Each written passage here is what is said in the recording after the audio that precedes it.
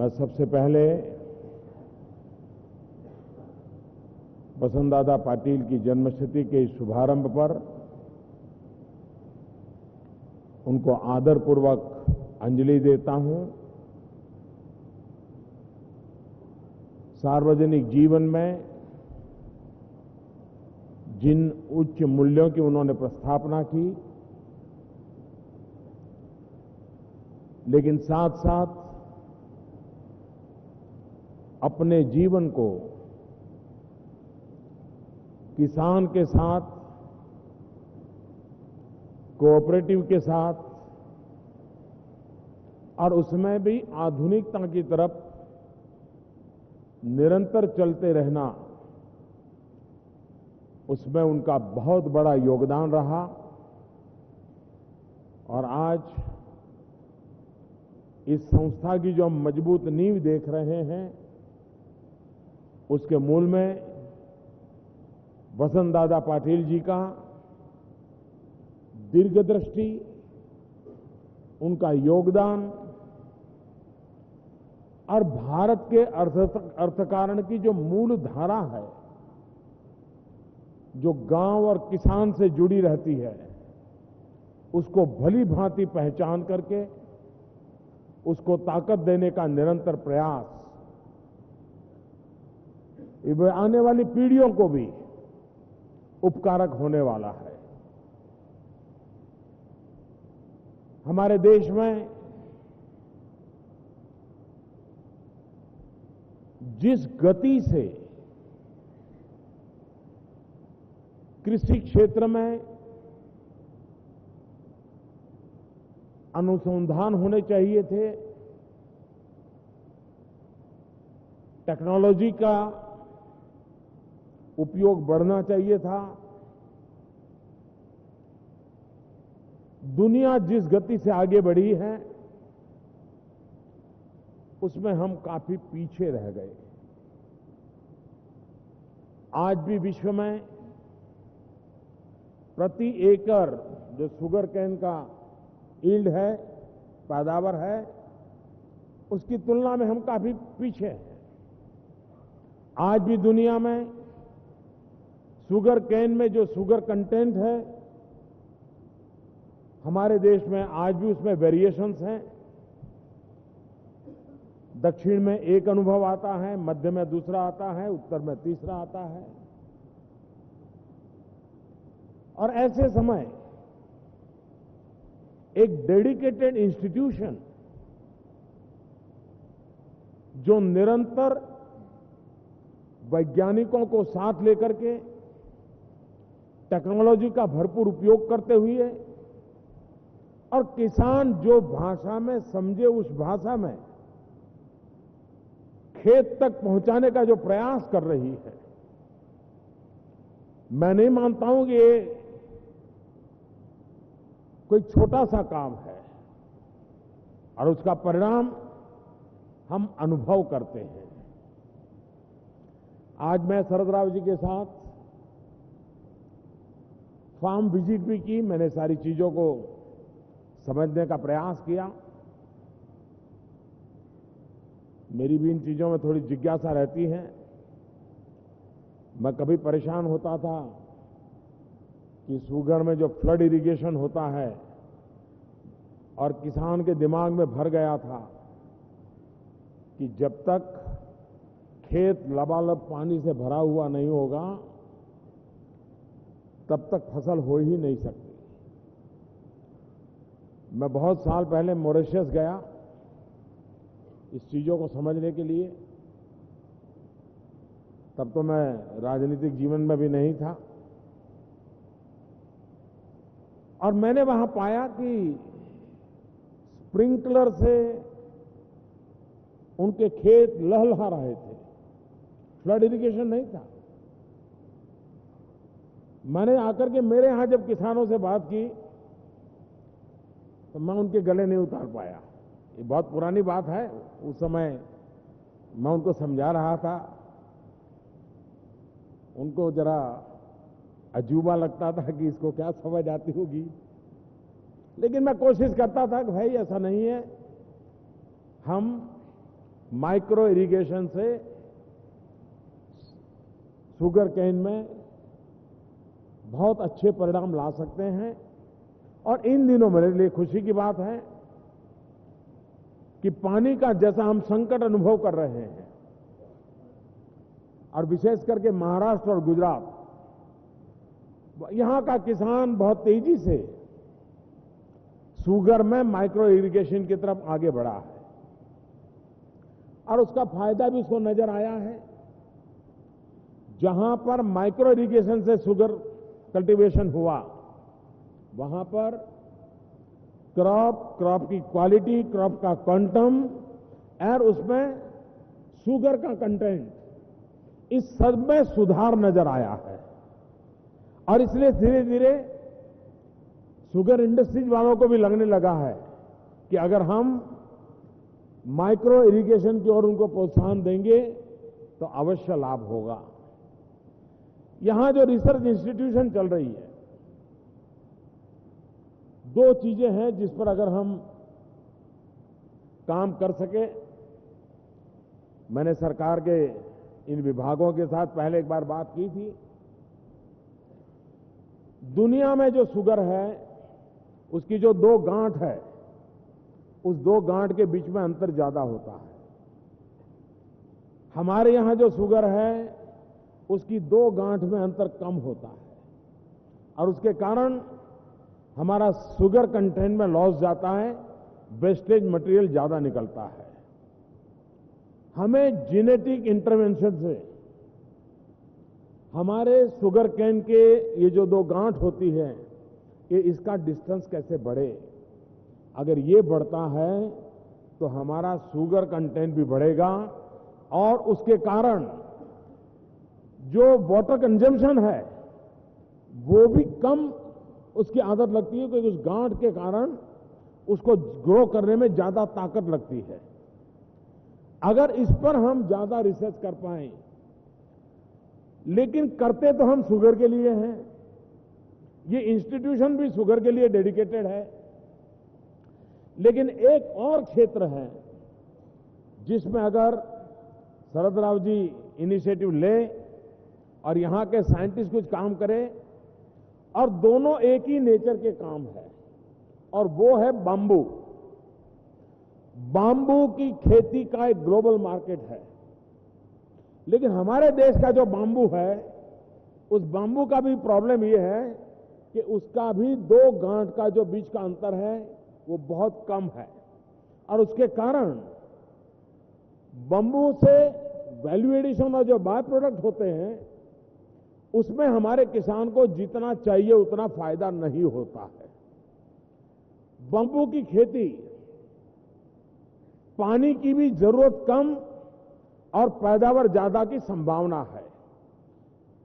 जिस genetic intervention से हम शुगर के में बदलाव ला सकते हैं, मेरा मोटा मोटा अनुमान है, मैं साइंटिस्ट नहीं हूं, साइंटिस्ट लोग इसमें ज्यादा मदद कर सकते हैं, बाम्बू में भी यही रिसर्च साइमल्टेनियस यहां अगर चल सकती है और हम ग्लोबली कॉम्पिटिटिव बाम्बू क्वालिटी अगर हम लाते हैं, तो हमारे देश में एक नया क्षेत्र एग्रो इकोनॉमी का हम प्रारंभ कर सकते हैं। उस दिशा में करने की दिशा में सोचा जा सकता है। दूसरा जो विषय है, जमीन कम होती जा रही है, किसान का परिवार पीढ़ी दर पीढ़ी बच्चों में जमीन के टुकड़े बढ़ते चले जा रहे हैं। जनसंख्या वृद्धि के कारण भी जमीन कृषि की कम होना और बाकी उपयोग में बढ़ना स्वाभाविक होता जा रहा है। ऐसी स्थिति में किसान का भला तब होगा जब हम प्रति हेक्टेयर हमारी उत्पादन क्षमता को बढ़ाएं। प्रति हेक्टेयर उत्पादन क्षमता भांति भांति के फर्टिलाइजर का ढेर करने से होता है, ऐसा नहीं है। वैज्ञानिक तरीके से संतुलित उपयोग करने से ही होता है। खुशी की बात है कि पहले शुगर का किसान इस बात को स्वीकार करने को तैयार नहीं था कि हम 2 शुगर केन की लाइन के बीच में भी कोई तीसरा क्रॉप कर सकते हैं। अब खुशी की बात है कि खास करके पल्सेस, तूर दाल के लिए, मूंग के लिए किसान अब शुगर केन के बीच में भी धीरे धीरे वो खेती करना प्रारंभ किया है। और जिन्होंने ड्रिप इरिगेशन या स्प्रिंकलर का उपयोग किया है, उनके लिए एक बहुत सरलता हुई है। एक प्रकार से बाय प्रोडक्ट है। शुगर से जो आपको इनकम मिलती थी वो तो मिलती है, ये बीच वाली जगह जो पड़ी थी उसमें अतिरिक्त क्रॉप करने के कारण कुछ लोग सब्जी में गए हैं, कुछ लोग फ्लावर में गए हैं और ज्यादातर लोग पल्सेस में गए हैं। हम चाहते हैं पल्सेस को हम प्रमोट करें। आज भी भारत को बहुत बड़ी मात्रा में पल्सेस का इंपोर्ट करना पड़ता है। पल्सेस की हमारी रिक्वायरमेंट बहुत है और इसलिए हम शुगर के साथ साथ पल्सेस को अगर बढ़ावा देंगे तो एश्योर्ड मार्केट की गारंटी है। एक आध बार शुगर फैक्ट्री में उतार चढ़ाव आएगा तो भी हमारे किसान को उस एक वर्ष संकट में से निकलने में भी ये बीच वाला जो जगह का खेती का काम है उससे उसको फायदा हो सकता है। और उस दिशा में जितनी ज्यादा रिसर्च हो सके उस रिसर्च को करने की मैं आवश्यकता देखता हूं। आज तक हमारा शुगर केन से, गन्ने से जुड़ा हमारा जो किसान था, उसका पूरा नसीब शुगर मिल पर डिपेंडेंट था। शुगर मिल ही उसका भाग्य तय करती थी। जहां कोऑपरेटिव बेस मजबूत रहा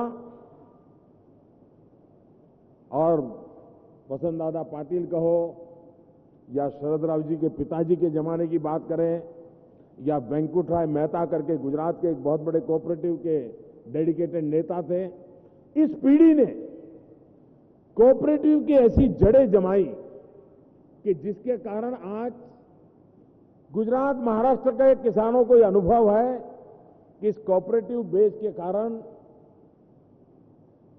कुछ न कुछ मात्रा में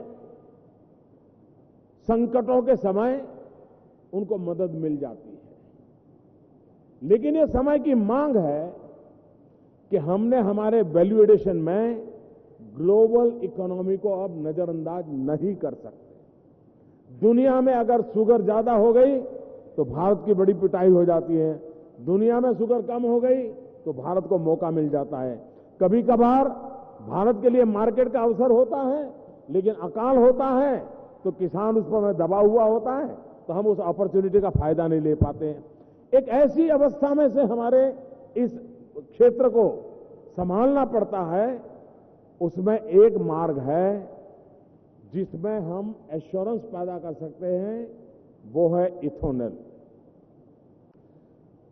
आज भारत को एनर्जी का इंपोर्ट सबसे बड़ा जो हमारा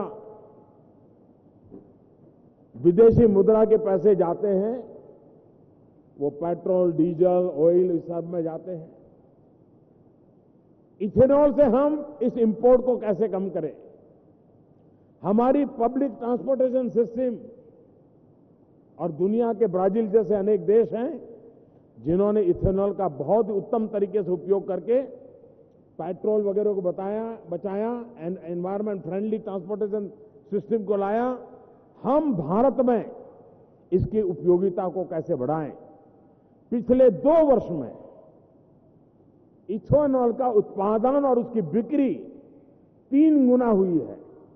इतिहास में हाईएस्ट ये 2015-16 में हुई है, लेकिन फिर भी हमारी क्षमता के हिसाब से ये काफी पीछे है। और इसलिए हमारे लिए आवश्यक है कि नीतियों के द्वारा, सपोर्ट सिस्टम के द्वारा हम वैल्यू एडिशन में खास करके इथेनॉल पर और देश के इंपोर्ट को हम कैसे कम करें, हमारी ट्रांसपोर्टेशन सिस्टम में और खाड़ी का तेल की झाड़ी का तेल, मेरा विश्वास है हमारा देश का किसान खाड़ी के तेल से मुक्ति दिलाकर झाड़ी के तेल से देश को आगे बढ़ाने की ताकत रखता है। हमने उन चीजों को बल देना है और सरकार ने कुछ प्रोग्रेसिव पॉलिसीज का इनिशिएटिव लिया है। पहली बार इथेनॉल में एक प्रकार के लचीला कहें लेकिन एमएसपी टाइप व्यवस्था की ताकि मार्केट एश्योर हुआ। कुछ शुगर फैक्ट्री ऐसी है कि जिनके पास इथेनॉल बनाने के प्लांट नहीं है। हमने उनसे कहा था कि आप किसी दूसरे का काम लीजिए, हम आपको कॉम्पेंसेट कर देंगे। और इसके कारण टोटल शुगर केन का प्रोडक्ट, गन्ने का प्रोडक्ट, उसका इतनी मात्रा में इथेनॉल की तरफ जाने में हम सफल हो सकते हैं। शुगर मार्केट डाउन जाए तब भी हम इसको बैलेंस कर सकते हैं। शुगर का मार्केट की कठिनाई आ जाए तो हम इसको इस पर डाइवर्ट कर सकते हैं।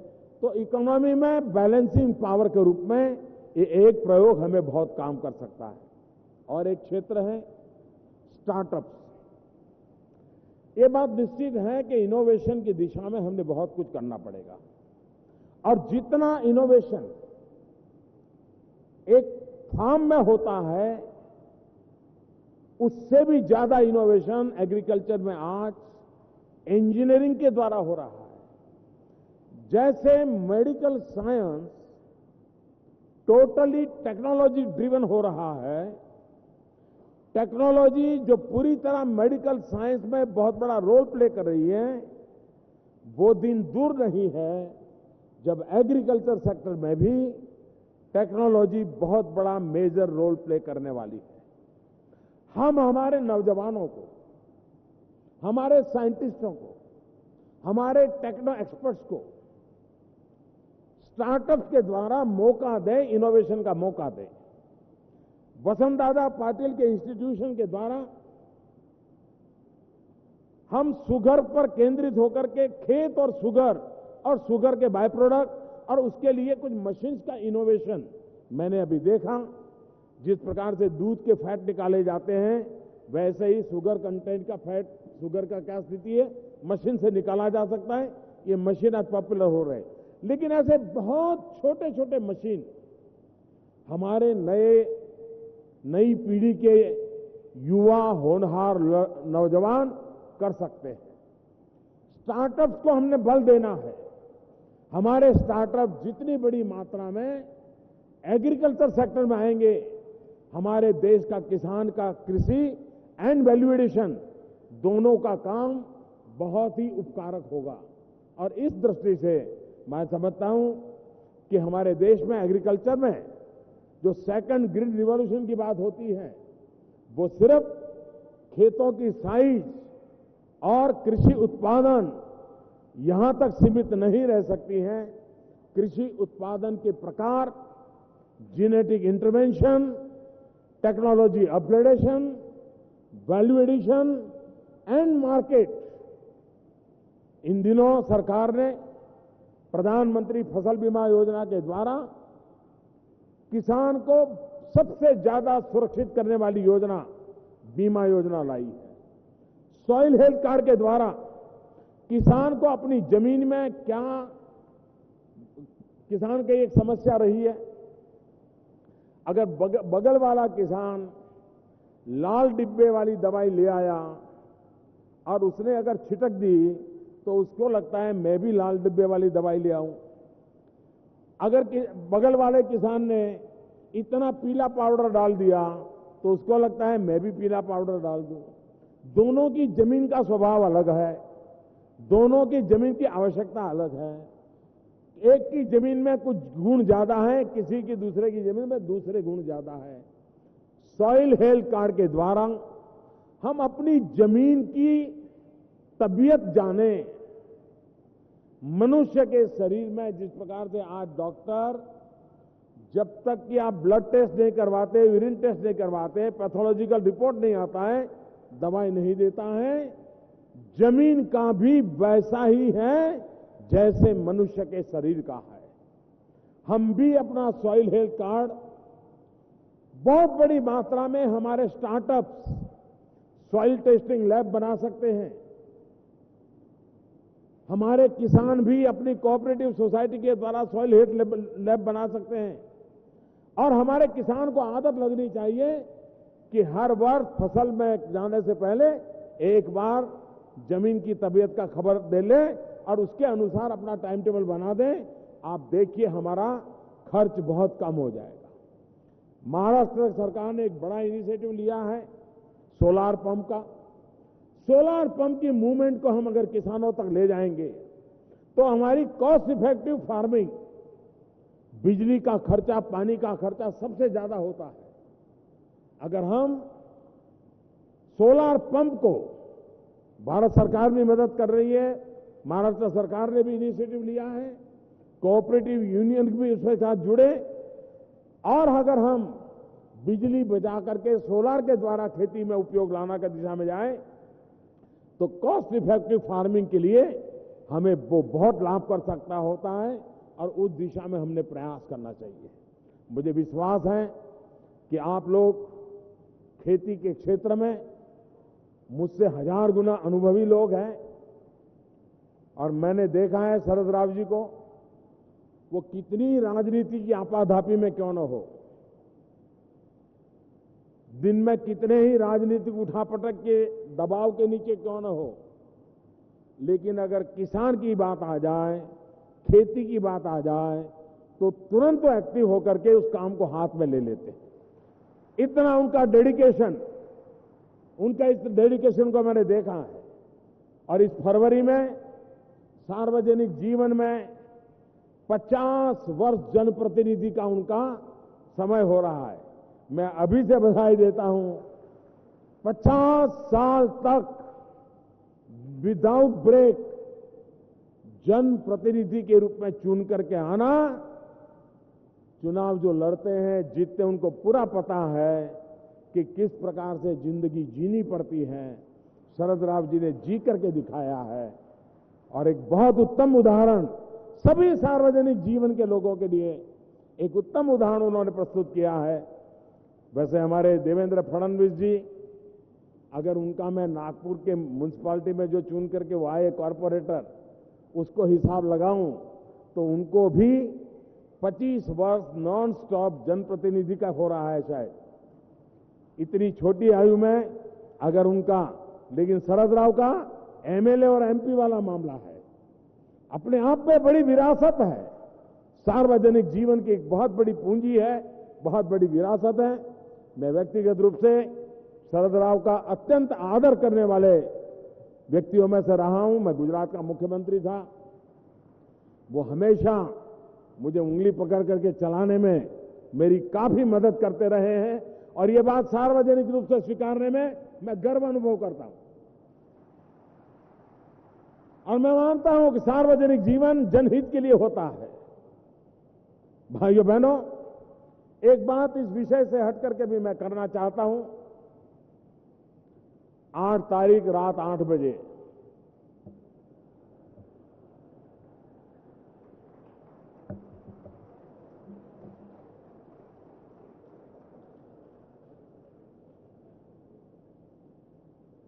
हम जानते हैं हमारे दुश्मन हमारे देश को तबाह करने के लिए उनके अपने देश में जितनी करेंसी छापते हैं उससे ज्यादा हमारे देश में नकली नोट घुस जाए, जाली नोट घुस जाए, उसके खेल खेलते रहे। और बड़ी बड़ी नोटें जो एक्सट्रीमिस्ट ग्रुप है, नक्सलवाद के नाम से हो, उग्रवाद के नाम से हो, एक्सटॉर्शन कर करके लोगों से रुपए पड़ाते हैं, जंगलों में पेड़ के नीचे दबा के रखते हैं, आर्म्स लेते हैं, आतंकवाद को बल मिलता है। इनकी ये जो धोरी नस है, जहां से उनको पैसा आता है, उसको काटना बहुत जरूरी था। इसलिए 8 तारीख रात 8 बजे 1000 और 500 की नोट, जाली नोट, इन सब पर एक बहुत बड़ा निर्णय सरकार ने किया है। देश की जनता ने उसको जो आशीर्वाद दिए हैं, मैं इसके लिए देश की जनता का आभारी हूं।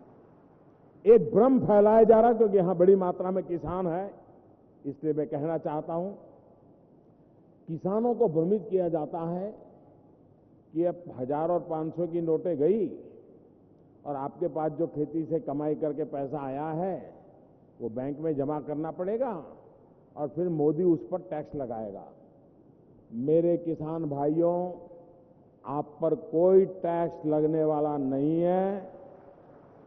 आप बेफिक्र रहिए।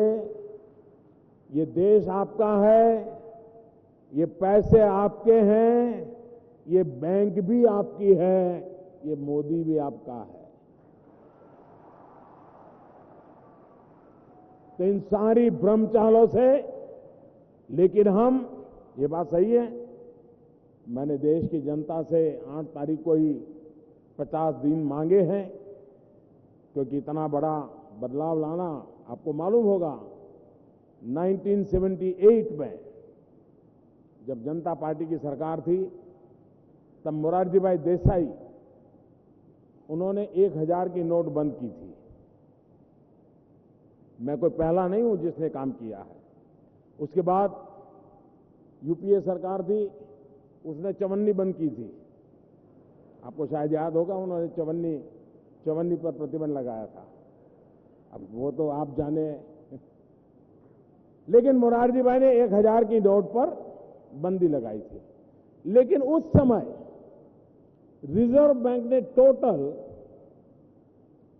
145 करोड़ रुपीस, 145 करोड़ रुपयों की मूल्य की 1000 की नोटें छापी थी और उसमें से सिर्फ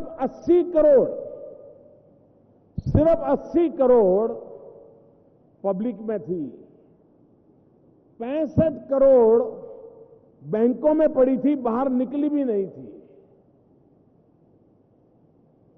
इस समय देश में 500 और 1000 की नोट, इसकी वैल्यू करीब करीब 14 लाख करोड़ रुपया है। कहां 145 करोड़ और कहां 14 लाख करोड़। और इसी का फायदा दुश्मनों ने, समाजद्रोहियों ने, भ्रष्टाचारियों ने इसका फायदा उठाया है। अगर इसको जड़ मूल से नहीं उखाड़ के फेंकेंगे तो देश की भावी पीढ़ी को उसके सपनों को पूरा करने में हमारी व्यवस्थाएं ही रुकावट बन जाएगी। और इसलिए मेरे प्यारे भाइयों बहनों, ये मैं नहीं कह सकता कि इतने बड़े निर्णय से कोई तकलीफ ही ना हो। मैंने पहले दिन कहा था, असुविधा होगी, कष्ट होगा, तकलीफ होगी, लेकिन इससे 70 साल की बीमारी, इससे मुक्ति का रास्ता खुल जाएगा मेरे भाइयों बहनों। भावी पीढ़ी के लिए रास्ता खुल जाएगा। गरीब मध्यम वर्ग का आदमी गर्व के साथ माथा ऊंचा कर करके जी सकेगा। मैं देशवासियों से इस भगीरथ काम के लिए कुछ असुविधा रहते हुए भी सहयोग करने का आग्रह कर रहा हूं। कुछ लोग होंगे जिनकी तकलीफ जरा ज्यादा होगी, वे पता नहीं क्या क्या करेंगे, लेकिन उनकी मुझे ज्यादा चिंता नहीं है। मुझे चिंता देश के सामान्य नागरिक की है। और मैं आपको विश्वास दिलाता हूं, आपको अपने 500 का नोट किसी को 499 में भी देने का जरूरत नहीं है। आपका 500 का 500 आपके हक का है, आपको मिलेगा। आपके 1000 के नोट में से 10 रुपया भी कम किसी को करने की जरूरत नहीं है। आपका 1000 का पूरा 1000 मिलेगा। बस मुझे 30 दिसंबर तक, मैंने 50 दिन का समय मांगा है, व्यवस्थाएं चल रही है। हां, ये चीजें 8 तारीख के पहले मैं कर ही नहीं सकता था, वरना ये चीजें छिपी नहीं रहती।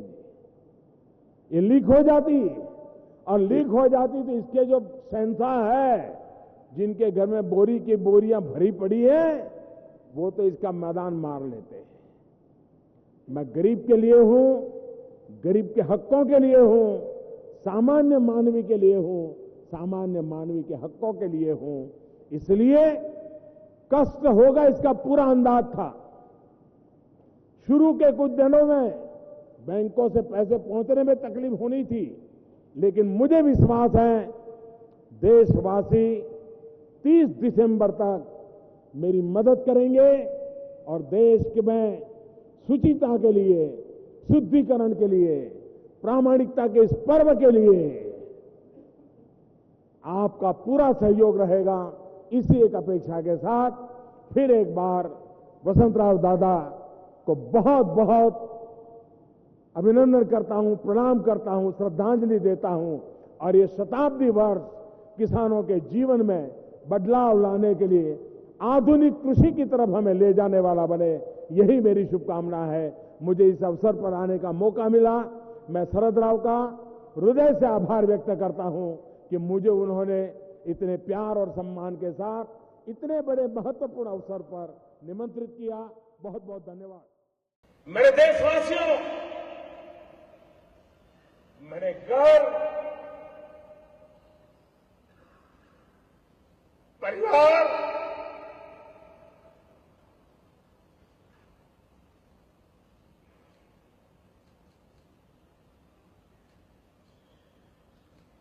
सब कुछ